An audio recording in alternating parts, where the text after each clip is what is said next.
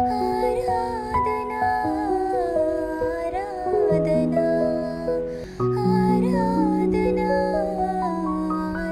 Aradhana. Good morning friends, welcome to 3 Minutes Word Bite. 3 నిమిషముల విశ్వాస వాగ్దాన వాక్య ధ్యానంలోనికి మిమ్మల్ని అందరినీ కూడా ప్రభు పేరిట స్వాగతం తెలియజేస్తుంటున్నాను. వాక్య ధ్యానంలోనికి వెళ్ళక ముందు like, share and subscribe and do share it with your friends and families. నేడు వాక్య ధ్యానాంశము, మీకు కృపయు సమాధానమును విస్తరిల్లునుగాక. May grace and peace be upon you. యెహెజ్కేలు గ్రంథము 21వ అధ్యాయం 1 నుండి 7 వచ్చిన భాగంలో మరి ప్రవక్త అయిన యెహెజ్కేలుకు దేవుడు అందించిన గొప్ప దర్శనమును, ప్రవచనమును, యెరూషలేమును గురించిన మాటలను, తీర్పును ప్రకటింపబడుతున్న సందర్భంలో ప్రవక్త మరి ఎంతో దుఃఖిస్తూ మరి రోధిస్తూ వారి యొక్క పశ్చాత్తాపము కొరకు, వారి యొక్క క్రమశిక్షణ కొరకు ప్రయాస పడిన వాడిగా ఉన్నట్లుగా చూస్తుంటున్నాం. అదే మాట మరి పౌలు భక్తుడు తన యొక్క మాటలలో జ్ఞాపకము చేస్తున్న మాట, మీకు కృపయు సమాధానమును వృద్ధి కలుగునుగాక. ప్రియులరా, ఇటు యొక్క సందర్భంలో దేవుని యొక్క జడ్జిమెంట్ని తిరిగి దేవుని కృపను ఏ విధముగా సంపాదించుకున్న వారిగా ఉంటున్నారో అంటూ జ్ఞాపకము చేయబడుతున్నాం. The cross turns our judgment into the justice through his grace. సిలువ అనేది ఆయన యొక్క తీర్పుని తన కృప చేత మార్పు చేసి మనలో పశ్చాత్తాపమును, ప్రాయశ్చిత్తమును కలగజేసిన వాడిగా ఉన్నట్లుగా చూస్తుంటున్నాం. మొట్టమొదటి సత్యభాగము మనం జ్ఞాపకం చేసుకున్నట్లయితే హెబ్రీయులకు రాసిన పత్రిక 4వ అధ్యాయము 12వ వచన భాగంలో దేవుని వాక్యము సజీవమైన బలము గలదై రెండంచుల వాడిగల ఖడ్గము వంటిదిగా ఉన్నదిగా జ్ఞాపకం చేసుకుంటున్నాం. యెహెజ్కేలు గ్రంథంలో మరి భక్తునికి మరి ఈ యొక్క స్వార్డ్ లేదంటే కత్తిని అక్కడ చూపెట్టిన వారిగా ఉన్నట్లుగా చూస్తున్నాం. ఇది దేనికి సాదృశ్యము అంటే దేవుని యొక్క సత్యమును గురించిన మాటలను బట్టి జ్ఞాపకం చేస్తుంటున్నది. ఇది అక్కడ ఉంటున్న విగ్రహారాధనలను, ఇది అక్కడ ఉంటున్న అన్యాయమును, మోసమును మరి వేరు చేసే విధముగా ఉంటున్నది అంటూ జ్ఞాపకం చేస్తుంటున్నది. అంతమట్టుకే కాదు కానీ ఈ పరిశుద్ధమైన ఖడ్గము దేనికి సాదృశ్యముగా కొత్త నిబంధన గ్రంథంలో చూసినట్లయితే యోహాను సువార్త 1వ అధ్యాయం 1వ వచనంలో ఆయన వాక్యమును శరీరధారిగా అయి ఉన్నది అనే మాటను చూస్తుంటున్నాం. ప్రియులరా, ఇదే వాక్యమును మనను విమోచించే వారిగా ఉంటున్నది. ఇదే వాక్యము మనను స్వస్థపరచే వారిగా ఉంటున్నది. ఇదే వాక్యము మనను విడిపించే వారిగా ఉంటున్నట్లుగా చూస్తుంటున్నాం.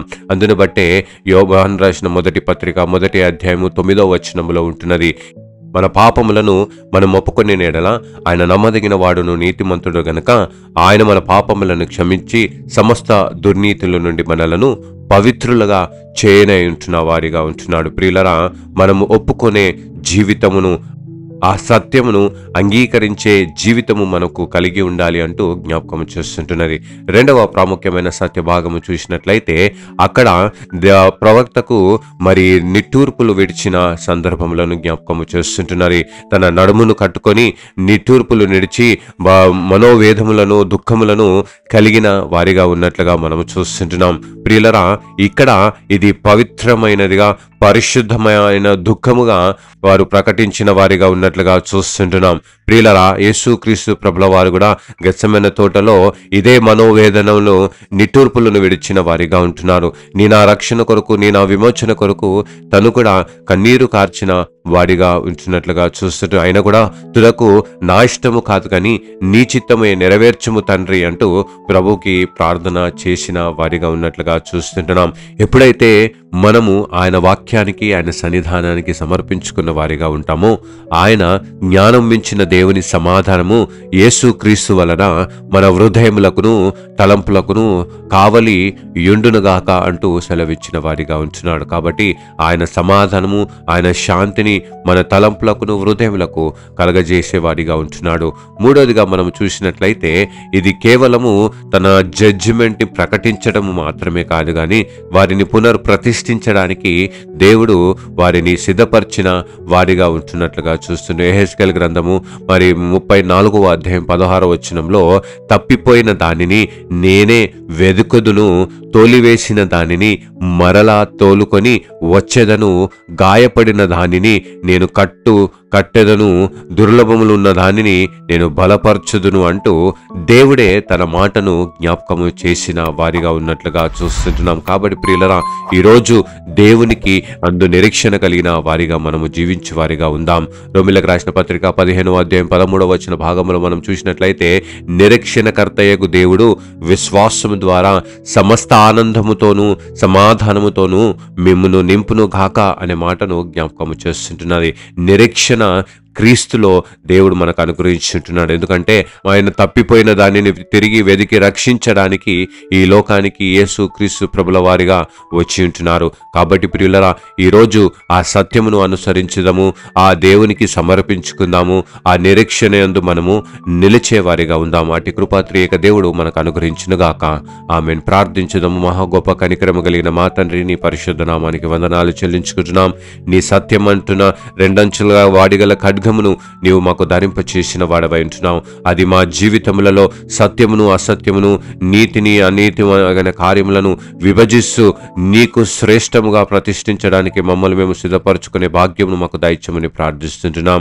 అదేవిధంగా ప్రభా, నీ వాక్యానికి, నీ సన్నిధానానికి మమ్మల్ని మేము సమర్పించుకుంటూ నీ సమాధానములో నిరీక్షణ పొందుకుంటూ దాని యందు నిలిచి ఇదిగో స్వస్థతను పొందుకుంటూ నీకు సమీపముగా జీవించుటకు నీ కృపను దయచేయండి. ఈ దినమంతట్లో మేము చేసే ప్రతి కార్యములో, పనులకు, ప్రయాణములకు, ఉద్దేశములన్నిటికీ నీ సమాధానకరమైన నడిపింపును సహాయం మాకు మెండుగా అనుగ్రహించమని యేసయ్య పరిశుద్ధ నామములో వేడుకొంచున్నాం తండ్రి. ఆమేన్. God bless you all and have a blessed day.